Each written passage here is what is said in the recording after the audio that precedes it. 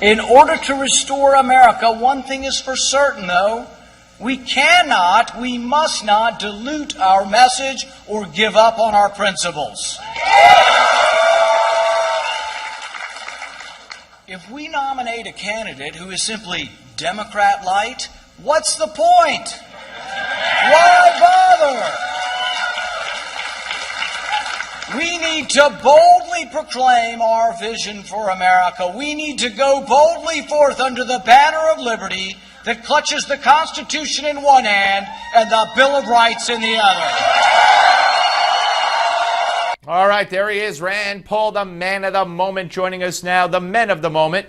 On the Malzberg panel, C. Edmund Wright, columnist for Breitbart.com and The American Thinker, and author of WTF, How Karl Rove and the Establishment Lost Again, and Ford O'Connell, Republican strategist and political analyst. And Edmund, this might be right out of your book. He's kind of giving that warning. But do you believe that he is the man capable of not being a Democrat light and actually being different than McCain and Romney? Well, he's going to be different than McCain and Romney, but no, I don't believe he's the answer. I don't think he's going to expand much beyond the Ron Paul base, and in fact, he appears to be losing about a third of that in Iowa already. I think he's an interesting candidate. He's got some interesting views, but I've been saying for months I thought Ted Cruz would eventually win the nomination. I think it will go down. I think Ted Cruz will be right there. I just don't see Rand Paul expanding beyond his base. He's, especially the way he supported the Thad Cochran campaign, as a good way to outreach to African American voters. I mean, that's so silly, it's absurd. Ford, what about that? And then after that, I'm going to ask both of you guys about the timing of this based on his foreign policy history and where we are right now. But what about his announcement today? Was it a good speech?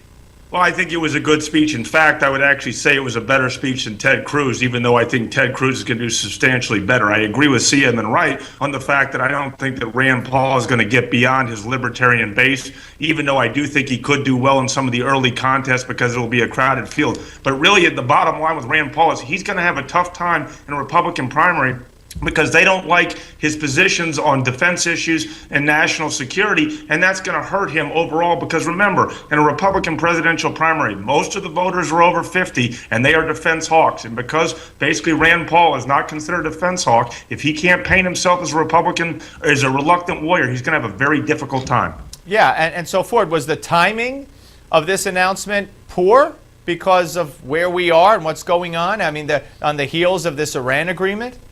Well, I don't think it was poor. I think that Rand Paul recognized, if you listen closely to the speech in Louisville this morning, is he recognizes that if he doesn't overcome this foreign policy hurdle and change some perceptions about him, he's going to have a very tough time going forward. So with the Iran deal out there, he knows that he's going to have to keep talking about defense policy. And the question is, will his libertarian folks stay with him as he tries to expand his base and appeal to the hawkish side of the Republican Party? Edmund?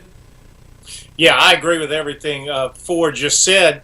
I would also add another problem Rand has is kind of stylistically, he seems to be under the impression that actually the establishment is under, that the way that you get the moderates is to pander to them. For example, when he went out to Berkeley and supposedly 400 college students loved him in Berkeley, and that was portrayed as an answer for the Republicans to the young vote. Are you telling me any Republicans going to carry Berkeley or California? It's irrelevant. I disagree with you, Edmund, and let me tell you why. What Rand Paul is trying to use to piggyback to gain more voters is the electability argument. We look at the Quinnipiac battleground state polls of Pennsylvania, Ohio, and Florida. He's actually leading Hillary Clinton in Pennsylvania. What he's trying to do is say to people, look, I'm a libertarian, I can appeal to you, but I can also win in the general election. And that's going to be very important as he tries to get $50 to $100 million to honestly compete for the nomination.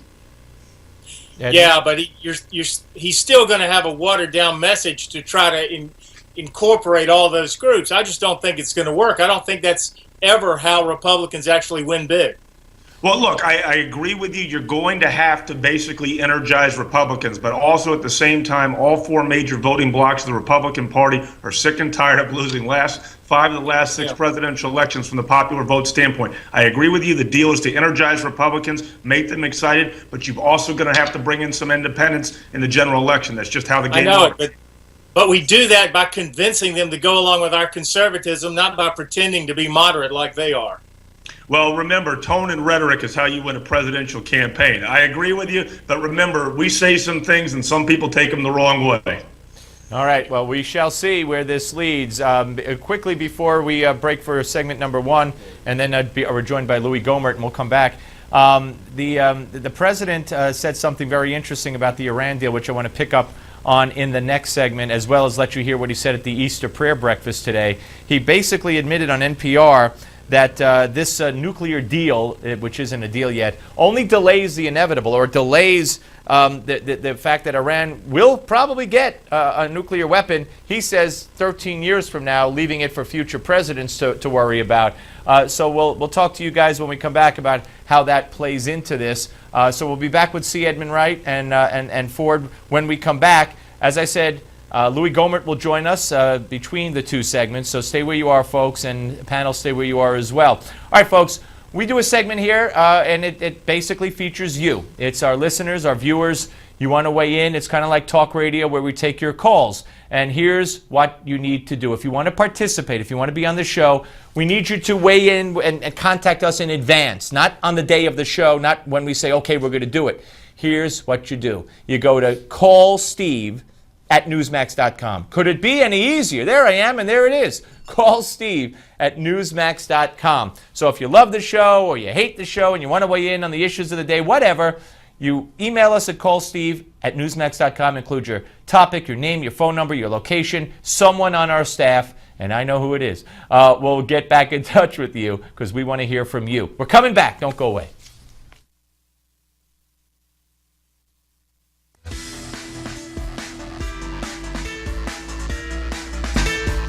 On Easter, I do reflect on the fact that as a Christian, I am supposed to love.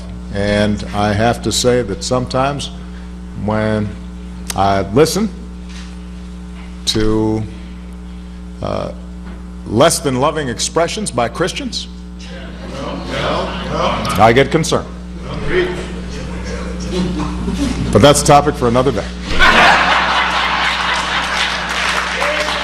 All right, ladies and gentlemen, we're rejoined by the Malzberg panel. C. Edmund Wright, columnist and, of course, author of WTF, How Kolarov and the Establishment Lost Again, and Ford O'Connell, Republican strategist, political analyst, author of Hail Mary, the 10-Step Playbook for Republican Recovery. All right, Ford, boy, I've been playing the heck out of this bite because I can't take it anymore. I'm not Christian, but I can't tell you how offended I am by this man, again, at the prayer breakfast today for Easter, referencing Easter, bashing Christians, but saying nothing at the whole prayer breakfast about the Christians who were slaughtered. So on the heels of Christians being slaughtered in cold blood, 175 of them, he has problems with what Christians say, as if everybody's saying stuff he doesn't like.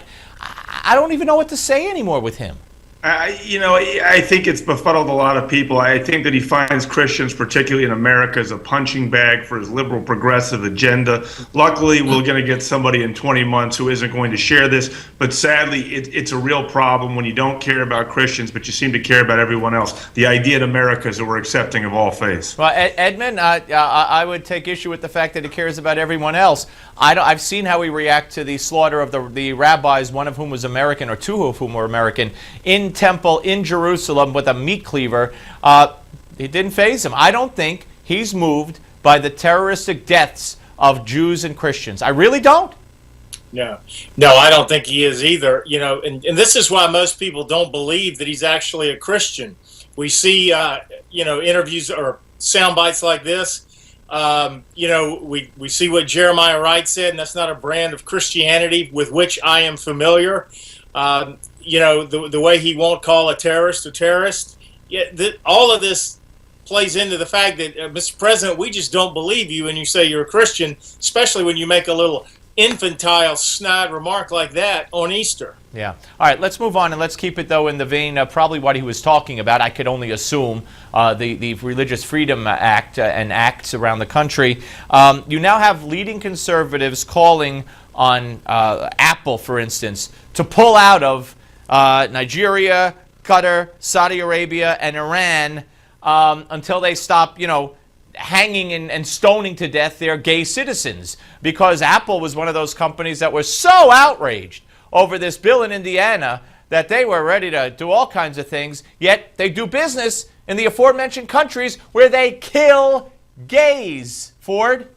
Well, I think that's the hypocrisy of Silicon Valley and Apple. Unfortunately, this is not politics for Apple. This is about business and the gay rights lobby, which is very powerful in the United States, but not very powerful elsewhere. And they just assume that they can get away with it, not only just murdering and jailing gays in Iran, Saudi Arabia, and Qatar, but also recently in Saudi Arabia, there was one man who was basically cited for being gay, and they gave him 400 plus lashes. Obviously, if we put that on YouTube, like the ISIS beheadings, the American people might be outraged. But if it doesn't occur in America and you don't see it on YouTube, guess what, Steve? It just doesn't matter. And Edmund, right, the media, they could not care less. But if a religious baker turns down a gay wedding request to bake a cake, then this guy's the villain of the world, while they're stoning and whipping gays all over the world. Yeah, no, you're right about the media. I mean, I don't think there was a single accurate report from the Jurassic media on the Indiana law. Basically, it's almost exactly the language that Chuck Schumer wrote that Bill Clinton signed as president 20 some odd years ago. Almost exactly the same wording, and yet you would think that gays are being stoned and shot in Indiana. So Tim Cook wants to pull out of Indiana, but not Qatar. Go figure. Funny you mentioned Chuck Schumer. He was my next topic here. The future majority leader coincidentally decided... Hopefully only minority leader. Yeah, minority, sorry, yes. He's bucking Obama on Iran. All right, guys, thank you very much. Give Me Five is next. Don't go away.